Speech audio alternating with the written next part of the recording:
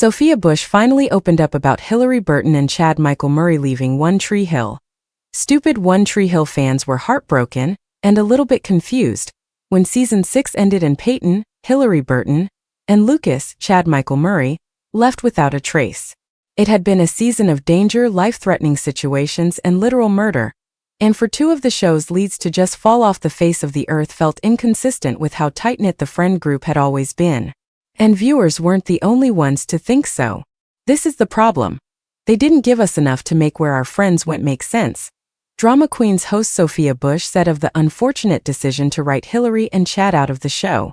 Hilarie has said in a previous episode of the Rewatch podcast that both her and Chad were treated badly, and he defended me. Chad was my teammate. One Tree Hill Season 6 ended after Peyton almost died giving birth to her and Lucas' daughter, and after introducing baby Sawyer to the rest of the crew, they just drive off into the sunset. I don't even remember where they moved. Where did they go? Bethany Joy Lenz says, to which Robert Buckley replies, they left in a convertible, so I'm gonna guess maybe the West Coast where it's a bit warmer and less rainy. But no matter where Peyton and Lucas moved, the One Tree Hill cast can't quite wrap their heads around the fact that, in the story, Brooke literally never hears from Peyton again. I used to ask, why can't Brooke Davis be getting text messages from Peyton?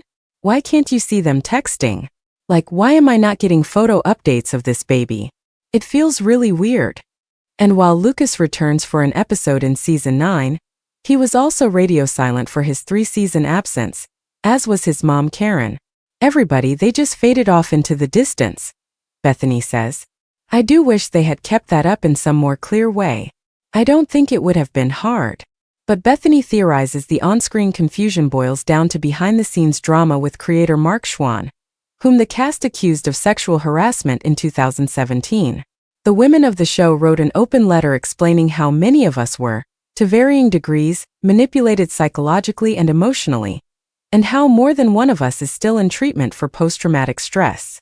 I think it was some sort of personal beef behind the scenes, Bethany adds in the Drama Queens episode.